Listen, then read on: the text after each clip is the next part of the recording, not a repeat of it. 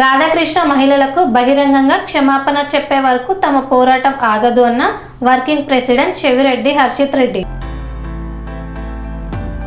తిరుపతి జిల్లా చంద్రగిరి నియోజకవర్గం చంద్రగిరి వేదికగా ఏబిఎన్ ఆంధ్రజ్యోతి అధినేత రాధాకృష్ణపై వైఎస్ఆర్సీపీ రాష్ట్ర విద్యార్థి విభాగం వర్కింగ్ ప్రెసిడెంట్ చెవిరెడ్డి హర్షిత్ రెడ్డి తీవ్ర స్థాయిలో విరుచుకుపడ్డారు.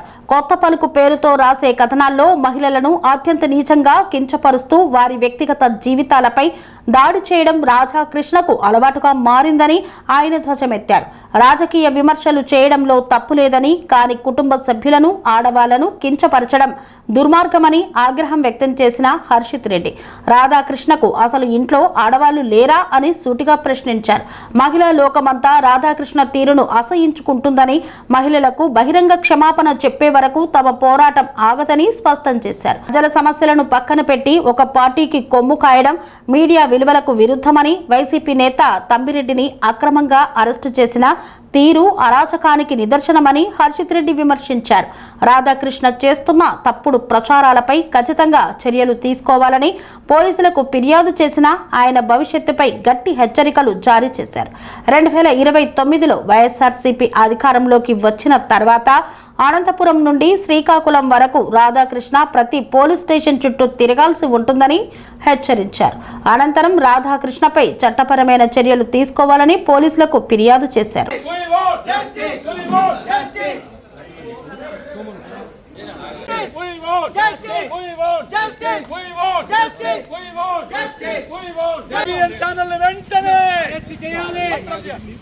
మహిళలపై కారుకూతలు చేస్తున్న ఏబిఎన్ ఛానల్ వెంటనే రాధాకృష్ణ వెంటనే కించపరుచున్న మా రాధాకృష్ణ వెంటనే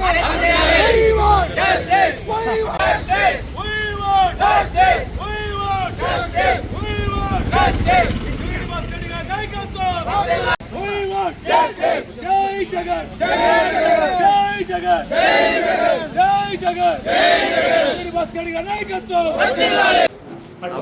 అనే కార్యక్రమంలో రాధాకృష్ణ గారు ఆయన చెప్పినటువంటి వ్యాఖ్యలు ఏవైతే వైఎస్ఆర్సీపీ మహిళలపైన అనుచిత వ్యాఖ్యలు చేయడం జరిగింది, దానిపైన మేము స్పందిస్తూ ఈ అనుచిత వ్యాఖ్యలు మళ్ళీ ఎవ్వరూ చెప్పకుండా, మళ్ళీ దాన్ని ఎవరు రిపీట్ చేయకుండా ఆయన పైన తక్షణమే చర్యలు తీసుకోవాలని చెప్పి, ఇప్పటి వరకు మీడియా అనేది కేవలం ప్రజల వాయిస్గానే ఉన్నది. ఇప్పుడు కేవలం ఏబిఎన్ ఛానల్లో కొత్త పలుకులు ఏదైతే రాధాకృష్ణ చేస్తాడో దుర్మార్గంగా మహిళలను కించపరిచే విధంగా ఏబిఎన్ రాధాకృష్ణ చేసినటువంటి వ్యాఖ్యలను ఈరోజు పూర్తిగా రాష్ట్రంలో ఉన్నటువంటి అన్ని మహిళా సంఘాలు, మహిళలు ఈరోజు చూసి ఆయన పైన ఇంత దిగజారుడు పని కూడా చేస్తారనేసి ఈరోజున రాష్ట్రం మొత్తం చెప్తోంది.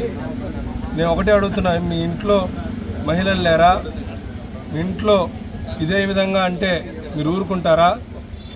ఈ రోజున ఒక పార్టీ విమర్శించవచ్చు, పార్టీ విధానాలపైన, పార్టీ ప్రభుత్వం చేసేదానిపైన విమర్శించవచ్చు, కానీ ఇంట్లో మహిళల పైన, కుటుంబ సభ్యుల పైన అనుచిత వ్యాఖ్యలు చేస్తే మాత్రం ఎక్కడ కూడా మేము ఊరికనే ప్రసక్తి ఉండదు.